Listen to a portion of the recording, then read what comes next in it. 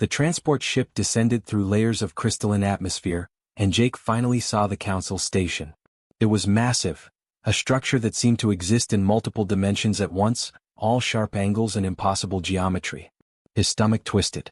He'd known this day might come, but knowing it and living it were two different things. Two guards grabbed his arms as the airlock hissed open. They weren't even trying to be gentle. Jake was human, and to them that meant less than nothing. The guards wore sleek armor that shimmered like liquid silver, their faces hidden behind reflective visors. He couldn't see their eyes, but he could feel their contempt radiating off them in waves.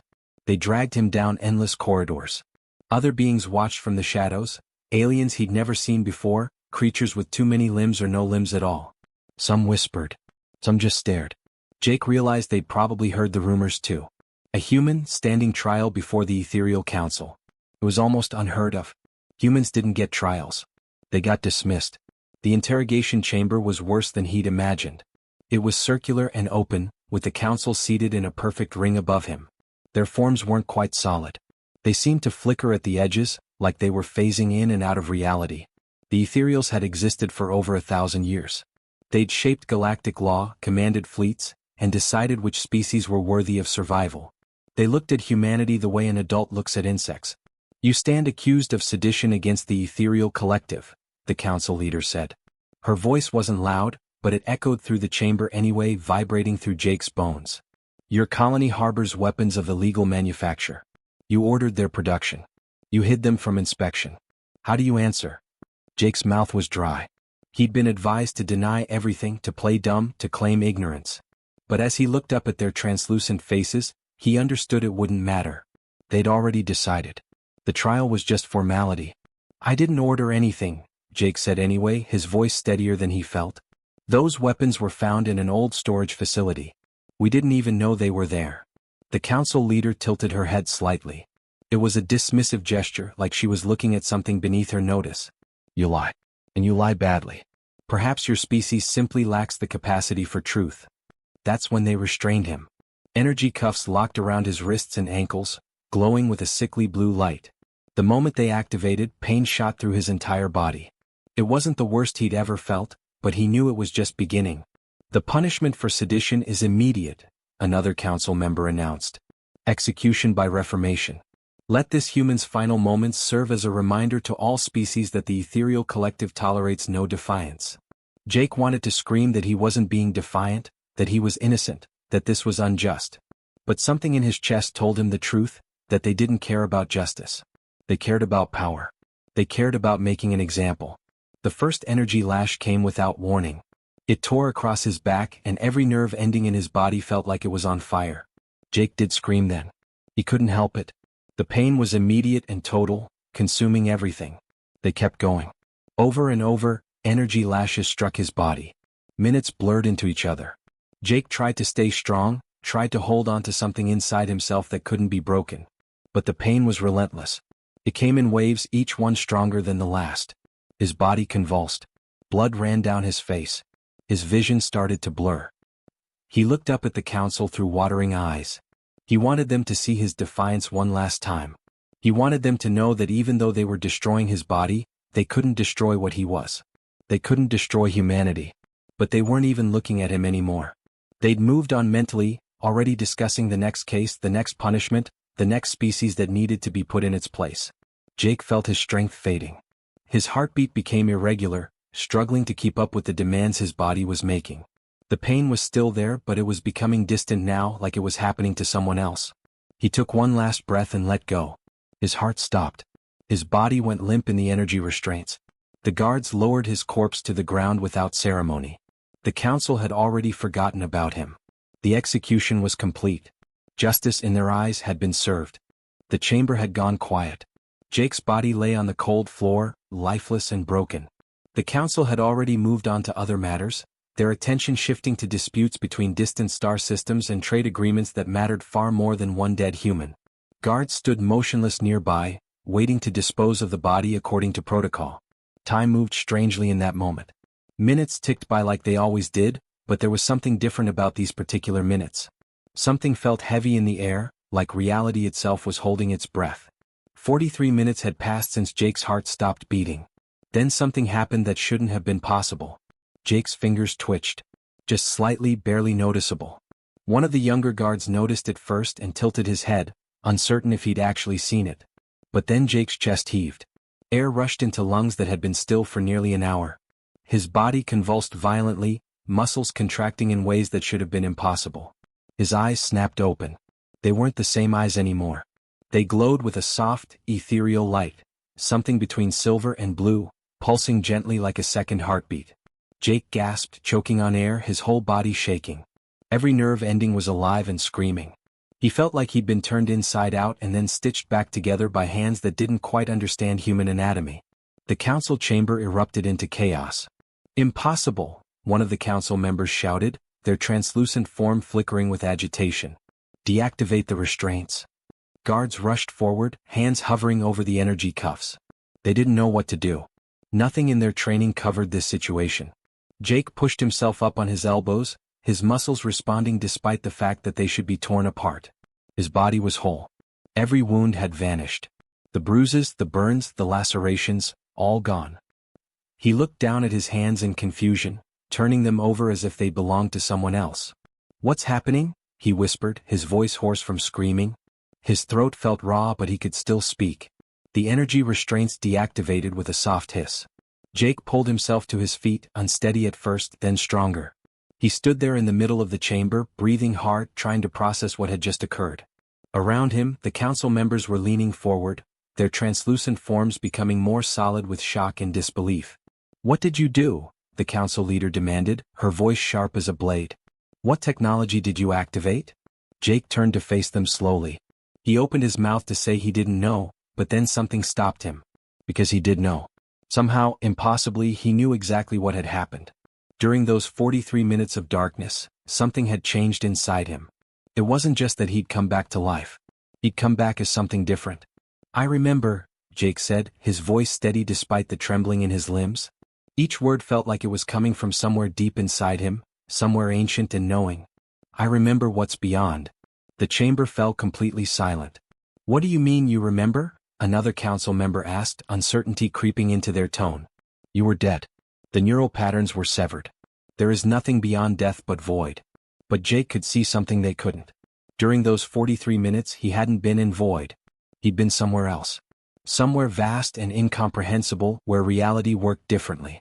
Where consciousness didn't need a body to exist. Where he could see the fundamental threads that held everything together, the quantum strings that bound the universe, the energy that flowed through all things. He could still see them now, faintly, overlaid on this reality like a second layer of existence only he could perceive. "I saw things," Jake continued, looking directly at the council leader. "I saw how everything connects. I saw the structure of reality itself. And I understand now why you're afraid of humanity." The guards looked at each other uncertainly. One of them reached for a weapon, but the council leader raised her hand, stopping them. She was studying Jake with an intensity that hadn't been there before. Jake could see it in the way her form solidified slightly, the way her attention was now completely focused on him. "This is impossible," she said quietly. "Humans don't possess the neural architecture for transcendence. Your brains are too simple, too chaotic." Jake felt a strange sensation spreading through his body, a kind of awareness that was completely new. He could sense the energy in the chamber, the power flowing through the council's forms, the electrical signals in the guards' nervous systems. It was like he'd been blind his whole life and suddenly gained sight. "Maybe that's exactly why it happened," Jake said. "Because we're different. Because our chaos does something yours can't." The council leader stood up from her seat, and for the first time since this nightmare began, Jake saw something in her face that looked almost like fear. The council didn't execute Jake. Instead, they kept him in a containment chamber designed for dangerous specimens. It was transparent on all sides, allowing them to observe him while maintaining a safe distance. Jake didn't mind. He was too busy understanding what had happened to him. By the second hour, Jake realized he could sense the technology around him. Not see it exactly but feel it. The energy flowing through the walls, the data streaming through invisible networks, the consciousness of the guards watching from outside. It was like suddenly being able to hear radio frequencies that had always existed but were previously inaudible. A council member named Vexthal approached the chamber. She was older than the others, her form more solid, marked with the faint scars of centuries. She carried a data tablet that glowed with information only she could understand. "How are you feeling?" she asked, her voice carrying something almost like curiosity. Jake looked at the tablet in her hands. Without thinking, he raised his palm toward the transparent wall. The moment his skin touched the barrier, something extraordinary happened. The data on her tablet flooded into his mind. He could see it all: centuries of council records, biological databases, genetic studies. And there, buried deep, were files on humanity. Not just observations but something else. Warnings. Predictions. Fear. Jake pulled his hand back, gasping. "You knew," he said, staring at Vexthal. "You knew this could happen. There are studies. Old studies." Vexthal's form flickered with something that might have been surprise or might have been anger. She didn't deny it. "Come with me," she said finally. Jake followed her through the station's corridors. Other beings stared as they passed, a human walking freely beside one of the ethereal council. Whispers rippled through the air. Vexthal led him to a vast chamber filled with ancient technology, equipment so old it seemed to exist partially outside normal time. "This is the archive," Vexthal explained, "where we keep the history the current council prefers to forget." She placed her hands on a control panel, and suddenly the chamber came alive. Holograms appeared, showing scenes from thousands of years ago. Jake watched as ancient humans, his ancestors, encountered ethereals for the first time. They weren't primitive then either. They were different, yes, but different in a way that made the ethereals uncomfortable. "Your kind doesn't think like we do," Vexthal said, her voice carrying the weight of ages. "We are logical. We are ordered. But humanity, you dream. You create meaning where there is none. You feel things we don't understand. For thousands of years, this made you unpredictable. Dangerous to our way of thinking." More holograms appeared. Jake saw humans being restricted, prevented from advancing too far, kept in controlled territories. He saw the slow erasure of human achievement, the deliberate suppression of their technology. It wasn't genocide. It was something slower and more insidious. It was erasure. "We decided you were primitive," another voice said. The council leader had entered the chamber. "It was easier than admitting we were afraid of you." Jake turned to face her, and for a moment, the full weight of what he'd become pressed down on him. He could feel the energy in her form, the consciousness beneath the translucent exterior. He could sense her fear, ancient and deep. "What am I?" Jake asked quietly. "We don't have a name for it," Vexthal admitted. "In our theoretical studies we called it transcendent resonance. A state of being where consciousness bridges the gap between the material and the quantum. Where a mind can perceive and manipulate reality at its foundation." Jake walked toward a control panel and placed his hand on it. Instantly the entire archive responded. Holograms shifted, data rearranged, systems that had been dormant for centuries suddenly awakened. He wasn't forcing it. He was simply asking, and the technology understood. "Humanity isn't primitive," Jake said, his voice resonating through the chamber with a power that wasn't quite his own. "We're different. Our minds work differently. Our consciousness processes reality differently. And when we die while still thinking, still feeling, still aware, we don't just disappear. We transform into something that can touch both sides of existence." He turned to face the council leader directly. "You tried to kill us. But you couldn't kill what we are. Because what we are exists on a level you can't reach." The council leader took a step back. For the first time in 1,000 years she looked uncertain. "There are millions of humans," Jake continued, his newfound awareness spreading like ripples across the station's networks. "And if even 1% of them discover what happens when they embrace death consciously, your 1,000-year dominion ends. Not through war. Through transformation." Vexthal exchanged a glance with the council leader. Something passed between them, acknowledgement, fear, and something else. Resignation, perhaps. The realization that the order they'd maintained for so long was crumbling, not from conquest, but from revelation. "What do you want?" the council leader finally asked. Jake smiled, his glowing eyes reflecting the light of countless stars. "The truth. I want everyone to know the truth about humanity. And I want freedom for my people." The council chamber had never felt so small. The message took 3 days to reach human space. It wasn't an official announcement from the council. It was something far more powerful. It was a person's testimony. Jake's story transmitted across every channel, every frequency, every communication network that humans could access. His words carried the weight of truth, backed by evidence pulled directly from the ethereal archive. Humans aren't primitive. Humans can transcend. The council has been lying to you for 1,000 years. On the colony world of New Haven, Dr. Rachel Torres watched the transmission in her quarters and felt something shift inside her chest. She'd spent her entire career studying human consciousness, always frustrated by the limitations placed on her research by ethereal restrictions. Now she understood why. They'd been afraid of what humans might discover about themselves. In the docking stations of Kepler Station, a young engineer named Daniel pressed his palm against the viewport and made a decision that would change everything. If it was true, if humans really could achieve something the ethereals couldn't, then he needed to know. He needed to understand what lay beyond the veil of death. Within hours, volunteers began coming forward. Not soldiers preparing for war. Not revolutionaries seeking conquest. Just ordinary people, teachers, artists, engineers, farmers, all asking the same question: can I do it? Can I transcend? The Ethereal Council watched from their stations in growing horror as the movement spread. They'd expected panic. They'd expected fear. What they got instead was something they couldn't control: hope. Desperate, beautiful, terrifying hope. Vexthal brought reports to the council leader every few hours, her translucent form becoming more agitated with each update. The human colonies are organizing voluntary transition protocols, she reported. They're calling it the Awakening. Thousands have already participated. And the results? The council leader asked, though she already knew the answer. Consistent transcendence in 92% of conscious deaths, Vexthal said quietly.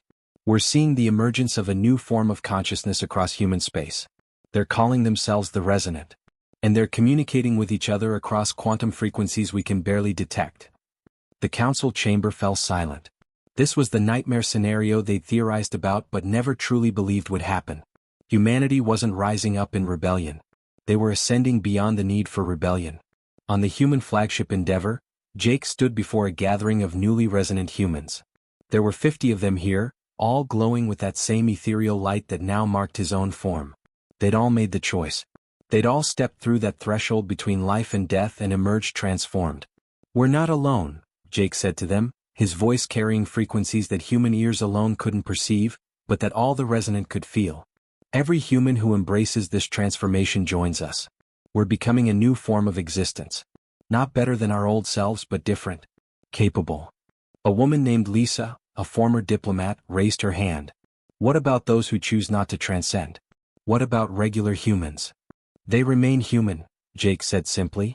This isn't mandatory. This is choice. But now the choice exists. Now we know what's possible. 3 weeks later, Jake stood before the Ethereal Council again. The chamber felt different this time. The power dynamic had shifted in ways that couldn't be ignored.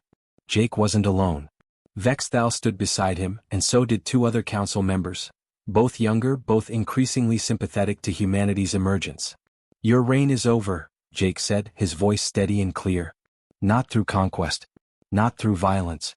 Through evolution. The council leader rose from her seat, and Jake could see the conflict warring within her translucent form. She was old, older than most civilizations. She'd held power for longer than humanity had even known the stars existed. And now, standing before this human who had died and been reborn into something transcendent, she was facing obsolescence. You propose what exactly? She asked, her voice carefully controlled. Partnership, Jake replied. The ethereals have knowledge and structure. Humanity has adaptability and vision. Together we could reshape galactic civilization. Not under your dominion. Under mutual respect. The younger council members exchanged glances and something shifted. One by one they nodded. Even some of the older members seemed to recognize the inevitable truth. The old order wasn't ending because humans had conquered it. It was ending because humans had transcended it. News spread again, faster than before. From the council chambers across the galaxy, the message went out. Humans are no longer subject peoples. Humans are partners in the new galactic order. On colony worlds and space stations, humans celebrated. But it wasn't triumphant in the way conquest might have been. It was quiet, profound, and deeply human.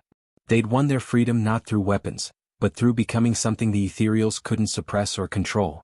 Jake looked out at the assembled crowd, humans and ethereals together, for the first time standing as equals. The 1,000-year reign of ethereal supremacy hadn't ended in fire and blood. It had ended the way all old orders eventually must, replaced by something that those in power never imagined possible.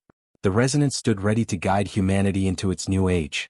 The gathering took place on a neutral station, built specifically for this moment. It was the first time in recorded history that representatives from every major species in the galaxy had assembled as equals. There were no hierarchy seating arrangements, no positions of power elevated above others. Just a circular chamber where all voices could be heard. Jake stood at the center, his form glowing softly with that ethereal light that had become the symbol of human transcendence. Around him were thousands, some physically present, others appearing as holograms from distant corners of the galaxy. Humans, ethereals, the insectoid collective from the Andromeda sector, the crystalline beings of Kepler 442, the energy entities from the Veil Nebula. Species that had never spoken directly to each other now gathered to witness humanity's message. The old council leader stood to Jake's right. She looked smaller somehow, less imposing now that she was no longer seated on high above everyone else. She'd agreed to this, though Jake could see the struggle in her translucent form. Letting go of 1,000 years of absolute power wasn't easy, even when you knew it was inevitable.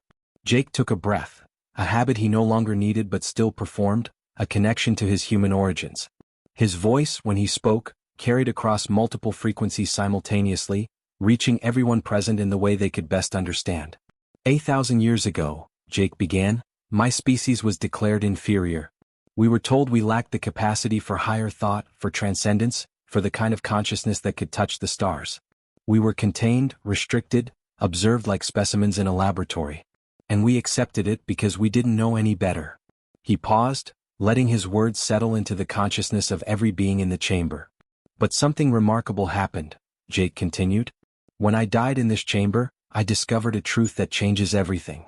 Humanity doesn't think like the ethereals. We don't process reality the same way. Our consciousness doesn't follow the logical patterns that dominate this galaxy. And that's not a weakness. That's our strength. Jake gestured, and holographic displays appeared throughout the chamber, showing the transformation happening across human space. Thousands upon thousands of humans had embraced the awakening. They weren't just becoming resonant. They were using their transcendent abilities to solve problems that had plagued civilization for centuries. Climate remediation on dying worlds. Energy generation systems that didn't exploit resources. Communication technologies that bridged divides between incompatible forms of consciousness. We're not here to conquer, Jake said, his voice resonating with absolute conviction. We're not here to dominate or control. We're here to show the galaxy what humans become when we stop being victims and start being ourselves. A human woman named Patricia, one of the first resonant volunteers, stepped forward. She'd been a teacher before her transformation, and that hadn't changed. If anything, it had deepened. For 1,000 years, we were told to be small, Patricia said, addressing the assembly. We were told to accept limitations, to be grateful for crumbs from the table of galactic civilization. But we carried within us something that wasn't being expressed. A capacity for growth, for change, for embracing transformation that other species had evolved past. The ethereal council leader watched, her form flickering with emotions she was struggling to process. This wasn't rebellion. This wasn't anger or revenge. This was something far more threatening to the old order. It was the calm, steady voice of people who discovered their own worth. An insectoid representative from the collective clicked their mandibles thoughtfully. What do you propose for the future? They asked. How does humanity envision this new order functioning? Jake smiled. Differently. Better. We propose a council of species, true equality where every civilization has a voice. Not a ruling body but a cooperative. We combine the knowledge of the ethereals with human creativity. We blend the crystalline being's stability with our adaptability. We create something entirely new. Over the next hours, the framework was built. It wasn't perfect. Nothing created by thousands of different perspectives could be. But it was honest and it was fair. The Ethereal Council's 1,000-year reign officially ended, replaced by a galactic assembly where no single species held dominion over others. More importantly, the restrictions on humanity were lifted entirely. Human scientists could research what they wanted. Human artists could express themselves without fear. Human children could grow up knowing they were equal to any other species in the galaxy, not lesser, not limited. Vexthal approached Jake as the assembly began to disperse. The elderly council member's form seemed lighter somehow, as if a burden had been lifted.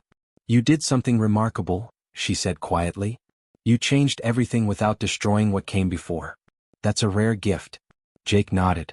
We learned from you. You showed us what power looks like. We're just showing you what happens when you share it. That night, Jake stood at the observation deck of the station, looking out at the stars. His form still glowed softly, but it was becoming more natural to him now, less remarkable. Thousands of humans were glowing just like him across the galaxy, each one a bridge between the old world and the new. Patricia joined him at the viewport, her resonant form reflecting starlight in beautiful, complex patterns.